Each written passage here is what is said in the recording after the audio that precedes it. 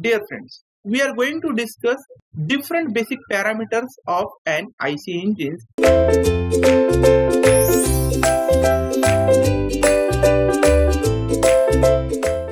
In the last video, we have already discussed the meaning of engine testing and the engine's basic parameter means what. So here we are going to discuss different basic parameters of an IC engine on which the engine performance are dependent. So one by one we are going to discuss these things thoroughly. So the basic parameters are as follows. The first parameter, that is on the basis of power and mechanical efficiency. So under power and mechanical efficiency, here we have the first parameter, that is about the indicated power. So what do you mean by the indicated power? So this is again very important, and we must have to understand these things thoroughly, because these things are very much required while solving the problems on the heat balance sheet itself. So while solving the different numericals, we required all these particular things, formula, calculation part, different concept, etc., etc. So please concentrate. So indicated power is nothing but the total power developed by combustion of fuel in the combustion chamber, which is called the indicated power. So in other words, we can say the actual power which is available inside the combustion chamber while the engine's operations, that power is nothing but called the indicated power. Okay, means generally we can say the power of the engine which is developed inside the combustion chamber, it is nothing but called the indicated power. So by formula it is given by IP is generally indicated with the help of this particular letter. This is nothing but indicated power. So this is equal to small n into P suffix small mi into L into A into N into K into 10 divided by 6, and its unit is, this is the power, that's why the unit is kilowatt. So whereas this particular N is for the number of cylinders, then this P suffix mi, that is nothing but called the indicated mean effective pressure, and its unit is in bar. The capital L, that is nothing but called the stroke length in meter itself. Then the A stands for the area of piston or the cylinder in meter square. Then the K stands for the value of K, that is 1/2 for 4-stroke engine, and this value is 1 for 2-stroke engine, and this is capital N stands for the speed of the engine in RPM. So this way we can able to calculate the indicated power of the engine, and its formula N into P mi into L A N K into 10 by 6, and its unit is always kilowatt. So with the help of this formula we can able to calculate the indicated power, which is the total power which is available or developed inside the combustion chamber of the engine. So this is something about the indicated power. So after this one, the second parameter under this power and mechanical efficiency, that is nothing but called the brake power. So this power is again very important to understand. So this is nothing but the brake power definition. The power developed by an engine at the output shaft is called the brake power. So as we just discussed, indicated power, that is power available inside the combustion chamber or the power produced at the combustion chamber. But whereas the brake power is nothing but the actual power developed by an engine at the output shaft, which is called the brake power. And it is given by the formula brake power, that is BP is equal to 2 into pi into N into T divided by 60 into 1000, and again its unit of this brake power is kilowatt. So with the help of this formula we can calculate the brake power 2 pi nt by 60 into 1000. Again with the help of this particular another formula, this formula we required while solving the different numericals, this omega into T, this is for about the angular speed, and this is for the torque. With the help of this also we can calculate the brake power. So where N is for the speed of the engine in RPM, this T stands for the torque in Newton meter, or sometime it will be in Newton mm itself. So how we can calculate this one? See, this torque is nothing but W into R. W is nothing but that is about 9.81 Newton. This is about the standard value into the net mass in kg applied. So how we can calculate this particular W? This is about 9.81 into the net mass, which is in kg. So with the help of this formula, we can able to calculate this particular W, and then after the R, that is radius in meter. So the torque is nothing but the load into that particular perpendicular distance, general formula of the torque. Okay, so with the help of this, we can able to calculate the torque, and then after we can use this particular formula and we can able to calculate the brake power. In some problems, this kind of a relation will be given. That time we can use, and later on while solving the problems, we'll discuss thoroughly about this one. So the next one, that is the third parameter, that is the difference between the indicated power and the brake power, that is called the frictional power. So we discussed first indicated power, then brake power. Now here we are going to discuss the frictional power. So frictional power is nothing but the difference between indicated power and the brake power, that is IP minus BP, which gives us a frictional power of an engine. So again, this is again very basic important parameter of an IC engine. The fourth parameter, that is the mechanical efficiency. So mechanical efficiency, how we can calculate? The ratio of brake power to indicated power is called the mechanical efficiency. So generally, how we can calculate the efficiency, that is by output by input. So in this case, brake power is the output and the indicated power is the input. That's why the mechanical efficiency we can calculate over here, that is BP upon IP, that is brake power divided by indicated power. So this is about the fourth parameter. So after this one, now we are going to understand the second parameter. So these four parameters comes under this first one, that is power and mechanical efficiency. That is first indicated power, then second one, that is nothing but the brake power, then the frictional power, and then after finally we discuss the mechanical efficiency. So after this one, the second important basic parameter, that is mean effective pressure and torque. So what do you mean by the mean effective pressure and torque? This is again very important. So mean effective pressure is defined as the hypothetical pressure which is thought to be acting on the piston throughout the power stroke. So we know suction, compression, expansion and exhaust. So as the spark plug produces the spark, in the case of petrol engine, the amount of air fuel mixture will start to burn, and its pressure will be acting on the piston surface. That particular hypothetical pressure, which is thought to be acting on the piston throughout the power stroke, is nothing but called the mean effective pressure. I hope you understood the meaning of mean effective pressure. So if it is based on the indicated power, then this is called indicated mean effective pressure, and which is indicated with the help of the letter capital I suffix MEP, or sometime it is indicated with the help of letter capital P suffix small mi, that is indicated mean effective pressure.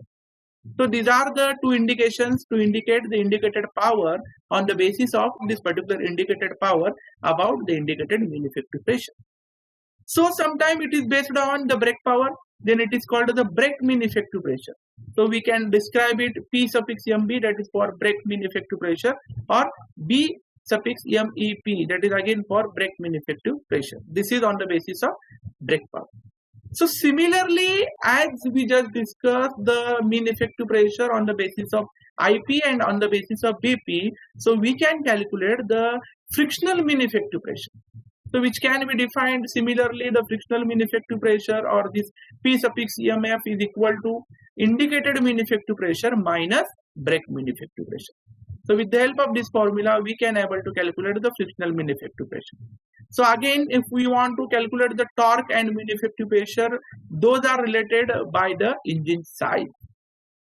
So the third point, or the third parameter, that is the specific output. So what do you mean by the specific output?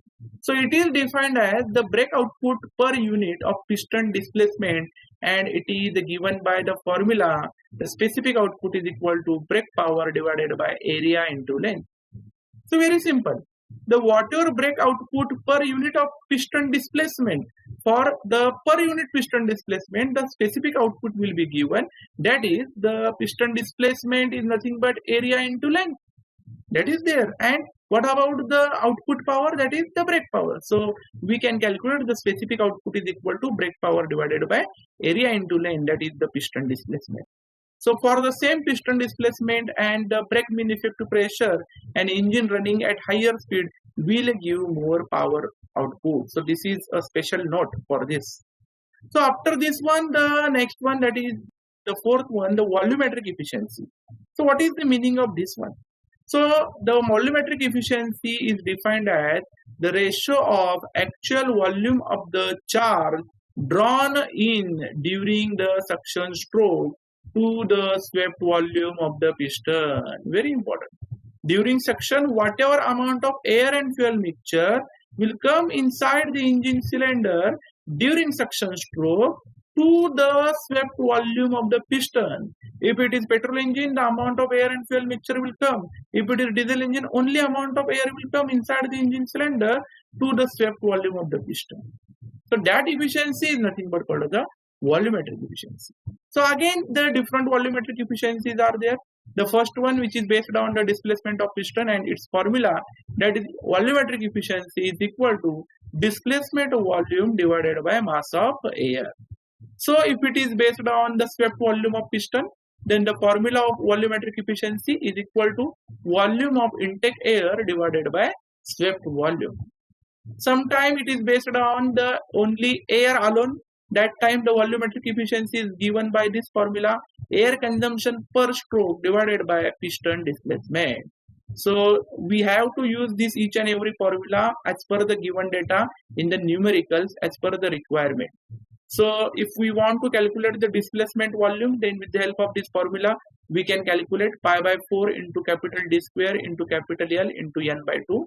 So this is the formula of displacement volume, where this capital D represent the bore diameter of the engine and capital N, that is the speed of the engine in RPM. Okay, so this is something about the displacement volume. So the next one, that is the average value of the efficiency is the 70 to 80%, but in case of supercharged engine, it may be more than 100%. This is again a special note. We discuss about the supercharged engine. In the case of supercharging engine, the volumetric efficiency is always more than 100%. That is very important and very good for the engine output. So if air at above atmospheric pressure is forced into the cylinder at a pressure greater than that of air surrounding the engine, so that is nothing but called the supercharged engine. We discussed already. So this is something about the volumetric efficiency. Similarly, the fifth one, that is on the basis of air fuel ratio. So the meaning of air and fuel ratio, the air fuel ratio, it is the ratio of mass of air to the mass of fuel in the air fuel mixture. So relatively, the air fuel ratio, which is defined as the ratio of actual air to fuel ratio to that of stoichiometric air to fuel ratio required to burn the supplied fuel. Very important. So we know the formula of air fuel ratio, that is mass of air drawn into the cylinder per minute divided by fuel consumption per minute. So with the help of this formula, we can able to calculate the ratio of air to fuel in an IC engine. So the next one, that is the sixth basic, the specific fuel consumption, that is also called the SFC, capital SFC. So its definition is, it is defined, that is the mass of fuel consumed per kilowatt developed per hour, and which is a criteria of the economical production. In the case of this specific fuel consumption, if we want to produce the economy, if we want to get the economical production, so the mass of fuel consumed per kilowatt developed per hour, and this is very important criteria for the economical production. So again, with the help of this formula, it is given as SFC is equal to mass of fuel divided by brake power, and its unit is kg per kilowatt hour.